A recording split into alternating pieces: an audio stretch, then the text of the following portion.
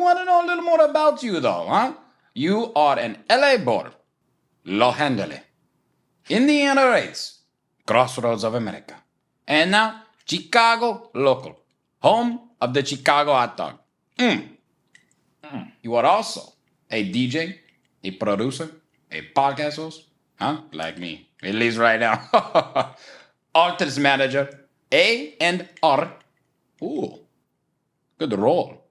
And event curator. Must be a busy guy, I think, huh? Can you break down each of these and tell us a little bit more about how each game will be, what you're doing now, and of course, your plans for the future? And as they say in the podcast world, sum it up however you see fit. Good question again, Ramon. You're on fire right now, I gotta tell you.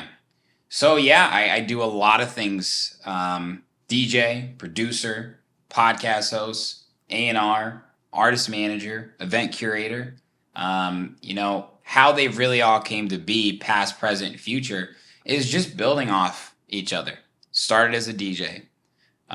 Really loved it. I was a fan first, obviously, like any other DJ. Yes. And I wanted to do my own mixes. I wanted to make my own mashups. I wanted to play these big sets because I just was so inspired by live energy. One of the first shows I ever saw was Avicii. Ooh.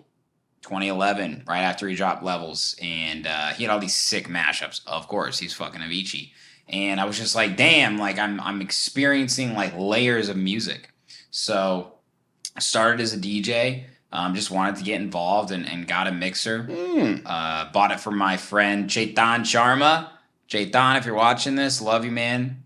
You've no idea the snowball that you started, but started as a DJ. And loved it in college and continued to pursue it in Chicago.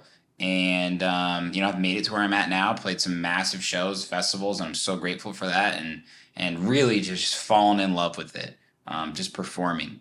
So the future of that is just bigger shows, man. I just want to continue to play around the world and build my brand and let people know that, hey, I do all these other things, but one of my biggest parts of the brand is DJing. And I'd like to think that my sets are really unique because I play a lot of different sets. I cut my teeth here in Chicago as an open format DJ and now in mostly a house DJ.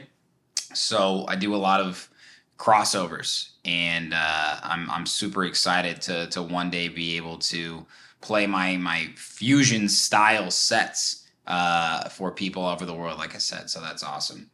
And very exciting for me. Producing. This is something that I really continue to try and get better at. This is most definitely not my strongest suit. I'll be the first person to tell you that. It's hard to do it all, and there's a lot of people out there that are incredible producers, and they've taught me so much. I got to give a massive shout out to my man Isaac Palmer. Isaac has been absolutely incredible. To me, I met him when he was 16 years old, and he helped me learn Logic and sound design and music theory. And that's where I started, where I am now. Very proud. I haven't released a ton of music compared to some of these crazy people that I've interviewed. But I'm so grateful to have released on labels like Bring the Kingdom. My man King Topher gave me and Flaninho an opportunity. House of Hustle, incredible house label with Max and Flynn, Maximo Quinones. Very proud of that. And most recently, a track with DJ Susan, one of my absolute best friends and biggest inspirations on Hood Politics. And got some stuff coming for later this year too that I'm really excited about. And in the future, definitely want to continue to collab. I love collabing. It's very fun and it's inspiring and it's energetic. So super pumped about that. Expect some things later this year too. Man, podcasting. We've talked about it a lot. I won't talk about the past and the present, but the future. Bigger guests, live events, panels at festivals, cruises. No way. Like wherever the fuck there's a party, I want to be interviewing people. So that's definitely the growth for the future. A&R. That's more present. That started, not too long ago with the Hood Politics guys, but I want to continue to give artists an opportunity to release on a label like Hood Politics, no matter how big or small. And I really want to be that person who finds the next big thing, right? I'm not looking for anything specific when I'm listening to music. I'm just kind of waiting for that feeling. So it's really hard to say what the future holds for that, but I just know I'm super excited and I'm always going to be listening to every single motherfucking demo that we get. That's a fact. Unbelievable. Unbelievable. Unbelievable. For artist management, Flaninho, this is my guy. This is one of my closest friends. Been managing him for about 3 years now, which is crazy. Got into artist management with my friend Tony Ferrara. He was managing me for a little while, and we both realized that we're great at this together, and we got to try and build up Flaninho because we know how talented he is and how great of a brand he is and how good of a person he is. Where we're at now with him, we're very proud. Got to give a shout out to our man Colton Bacher, who is his videographer and my videographer as well, has really helped build this story for the future. And let's just say the rest of this year is going to be fucking sick. So I'm really excited about that in the future for him. I just want to continue to mentor him and help him grow and be his biggest fan, and that's part of managing. Event curation. Man, I love throwing parties, straight up. In the past, I started throwing parties because it was really hard to get house gigs, to be honest with you. Me and Tony started throwing parties in the Lavender Group, and we literally rented subwoofers and speakers from Guitar Center, and I brought my own CDJs to a fucking taco restaurant on the upstairs. I held about 60 people and booked local lineups and had a blast doing it. Today, where I'm at with that is lots of different things.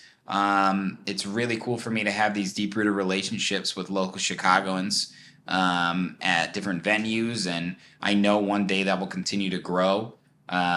With venues really all across the U.S. and all over the world, and just putting that little spice on something that gives you that memorable experience. And something we used to say with the Lavender Group is we're curating mint experiences, right? Like one of a kind mint. It's fresh.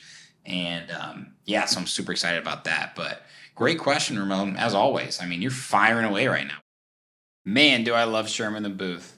Oh, hey, I think you do too. Hope you enjoyed that piece of content.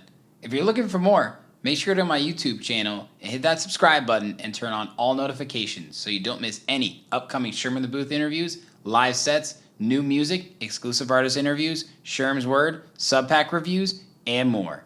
This is your one-stop shop for everything entertainment. Cheers.